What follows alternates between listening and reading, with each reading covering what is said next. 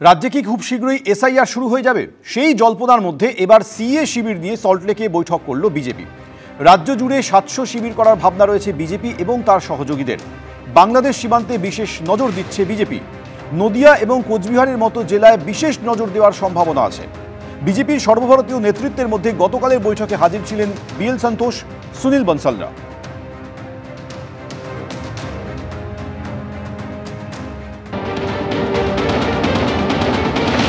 আমরা তো বাংলাদেশের উদ্বাস্তু হিন্দুদের পক্ষে এবং তার জন্য আমরা সহযোগিতা করব, আমরা ক্যাম্প করব, অর্থ সাহায্য করব, তাদের পাশে দাঁড়াবো। বিজেপি যতক্ষণ আছে ততক্ষণ পশ্চিমবঙ্গে একজন হিন্দু উদ্বাস্তুর কেশাগ্র কেউ স্পর্শ করতে পারবে না এবং ভারতীয় মুসলমান তাদেরও কেশাগ্র কেউ স্পর্শ করতে পারবে না। কে বিজেপি সিএএ ক্যাম্প করার? মানুষকে ভেদাভেদের রাজনীতি প্ররোচনা দেয়া হচ্ছে, অশান্তি তৈরির চেষ্টা করা হচ্ছে, এগুলো কোনো কাজের কথা হচ্ছে না। আসল দরকার হচ্ছে মানুষের উন্নয়ন। রুটি কাপড়া মাকান। এই রাজ্যের অন্তঃসত্ত্বা মহিলাকে পাঠিয়ে দেওয়া হচ্ছে বাংলাদেশে, আর এসছে এখানে সিএএর ক্যাম্প করতে। এসআইআর নিয়ে প্রস্তুতির মধ্যে দিল্লিতে সিইও এবং কমিশনের মধ্যে বৈঠক। দিল্লিতে আজও বৈঠকে নির্বাচন কমিশন। বাংলায় এসআইআর প্রক্রিয়া শুরু হওয়ার আগেই কমিশনের নজরে রয়েছেন বিএলওরা। অনিচ্ছুক 600 বিএলওকে ইতিমধ্যেই শোকজের চিঠি পাঠিয়েছে নির্বাচন কমিশন। কেন কাজ করতে চাইছেন না বিএলওরা জানতে চায় নির্বাচন কমিশন। কেন শোকজ করা হলো সেই উত্তর জানতে চেয়ে বিবেচনা করতে কমিশনের কাছে আবেদন করেছে বিএলওরা। কিন্তু এই দুদিনের বৈঠকে মূলত কোন কোন উত্তরগুলি খুঁজে পাওয়ার চেষ্টা করছে নির্বাচন কমিশন? সরাসরি আমাদের সঙ্গে রয়েছে প্রতিনিধি রুমা পাল। রুমা, আজ দ্বিতীয় দিনের বৈঠকে মূলত কোন কোন বিষয়গুলি জোর দেবে কমিশনের আধিকারিকরা?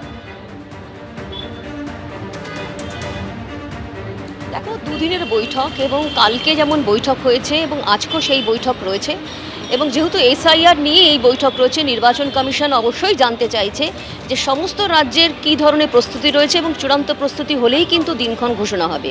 সেক্ষেত্রে অবশ্যই যে সমস্ত রাজ্যে ভোট রয়েছে সেই সমস্ত রাজ্যে কিন্তু আগে এসআইআর ঘোষণা করা হবে। সেটা অবশ্যই যেটা মনে করা হচ্ছে যে বাংলা, অসম, তামিলনাড়ু, পন্ডিচেরি এবং কেরালা।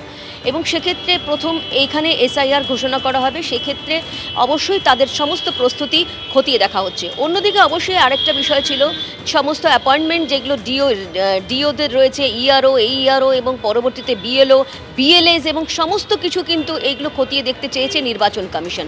অন্যদিকে আরও একটা বিষয় বলে রাখি যে বিএলওদের নিয়ে কিন্তু একাধিক অভিযোগ যেমন এসেছে, বিভিন্ন রাজনৈতিক দল বিএলওদের নিয়ে অভিযোগ করেছিল সিও দপ্তরে, সেক্ষেত্রে কিন্তু রিপোর্ট চাওয়া হয়েছিল। অন্যদিকে কিন্তু বেশ কিছু অনিচ্ছুক বিএলও রয়েছেন যে তারা তাদের পরিস্থিতির কথা বলে কিন্তু তারা কাজ করতে চাইছেন না বিএলও ডিউটি। সেক্ষেত্রে তাদেরকে যেমন কালকেই জানিয়েছিলাম যে তাদেরকে শোকজ করা হয়েছে, কেন তারা কাজ করছেন না, এই সমস্ত বিষয় কিন্তু নির্বাচন কমিশন জানতে চায়।